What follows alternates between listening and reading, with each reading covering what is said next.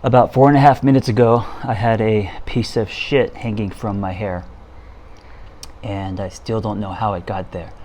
So, yes, of course, from a toddler, but I changed her diaper, went to turn her bath water on, and I smelled something bad. And I couldn't figure out, I looked at my hands, I looked at my shirt, and I was like, where is that coming from? And I couldn't figure it out, so I continued running the bath water. And then I looked in the mirror and I saw there's shit hanging from my bangs. And I thought to myself, how did it get on my... So I was changing the diaper. I'm not hunched over her. My hair isn't so long that it's dragging, on her stomach or her butt. It's not... My hair's not touching her at all. And so I know it wasn't from changing the diaper. And so I'm just like, what the fuck? How did shit get in my hair? And I think this is just... one of the great mysteries when you're a parent, just random shit you find in your hair, in your eyebrows, in your pockets, just half a cheese stick melted, but shit in my hair was this is the one that I really can't figure out how it happened. I know you're thinking, well, you changed the diaper, that's how it happened. There's about 12 inches from my hair to her laying on the diaper changing table. Unless she flung it at me, and I didn't notice, and it just like landed in my hair. Anyway, and so I'm in the shower because my girlfriend said you need to go get the shit out of your hair, so go take a shower. And I was like, it's just a piece. And so I took the baby wipe and I was just wiping my hair because I don't want to shower. I'm gonna shower later. I don't want to shower twice.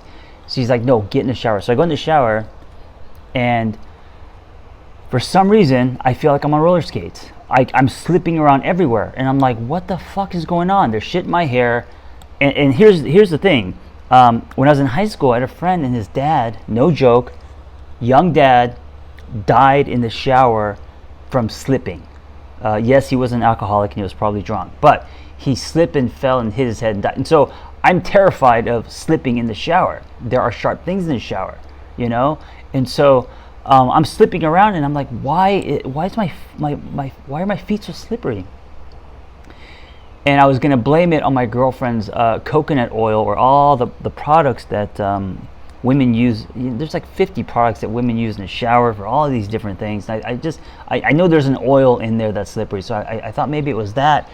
And then I realized just a couple hours ago, I got a pedicure because I wanted to scruff the bottom of my feet, because it's sticking to our couch like Velcro. If your feet is a little bit prickly, it actually sticks to your couch like Velcro, and it's fucking annoying. So I finally got a pedicure, and they scrubbed that, and I paid the extra $10 to get like the treatment, and so it must be that. So there was a layer of oil, and so here I am trying to wash the shit out of my hair, but I'm like on roller skates, and I'm terrified I'm gonna fall and break my neck.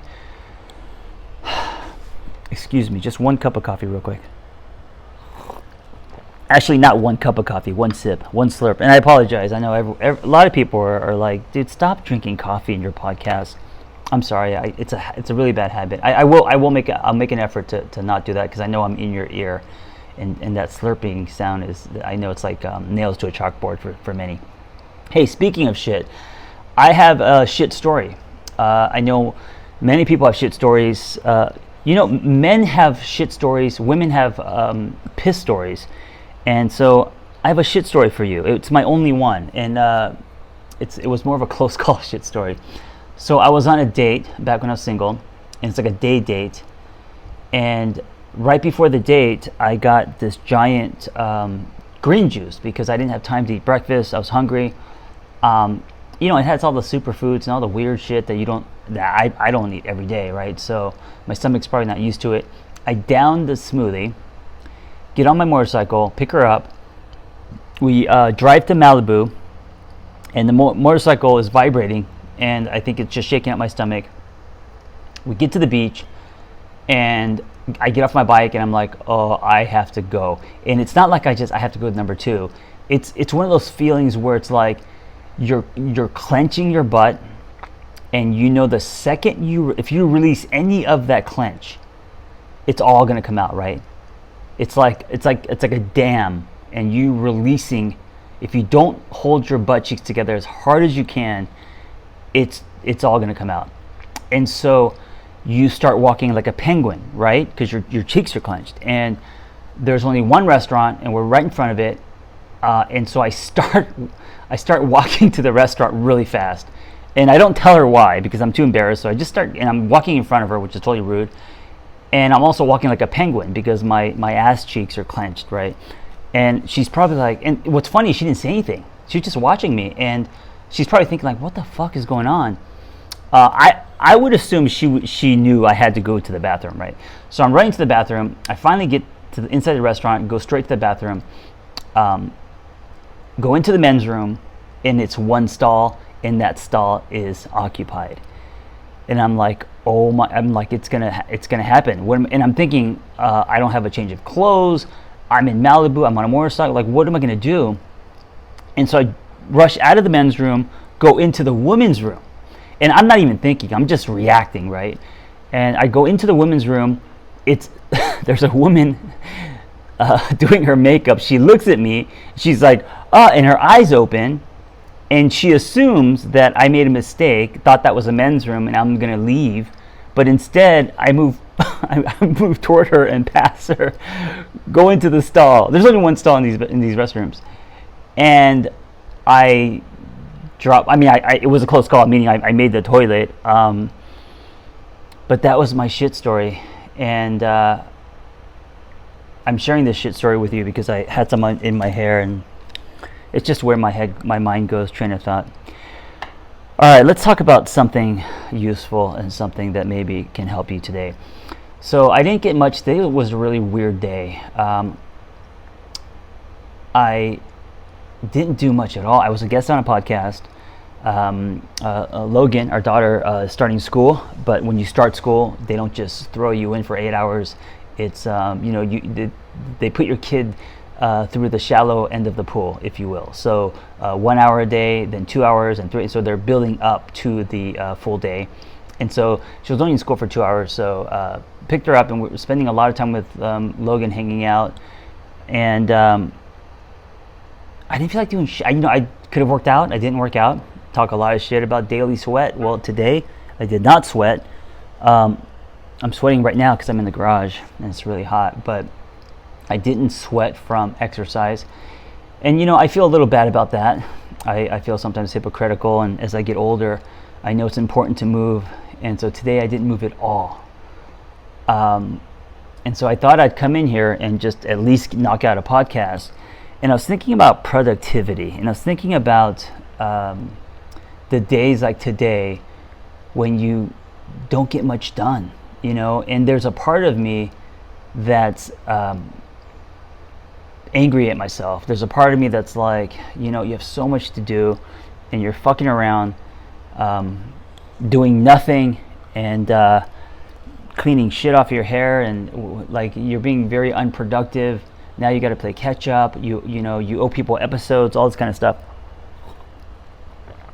And I took a breath and I said, what I would tell my client in this case is to pull back. And when you notice that you are being hard on yourself, don't allow yourself to trip into the trenches where you're beating yourself up. Instead, know that it's cumulative. And this is a practice. But I'm very high strung, if you haven't noticed, and I like getting a lot done. It makes me feel good, like most people. And the days that I don't get a lot done, the days that I'm sitting still, it's very uncomfortable. I feel unproductive. I internalize that. I feel like I'm falling behind. And so what I mean by cumulative is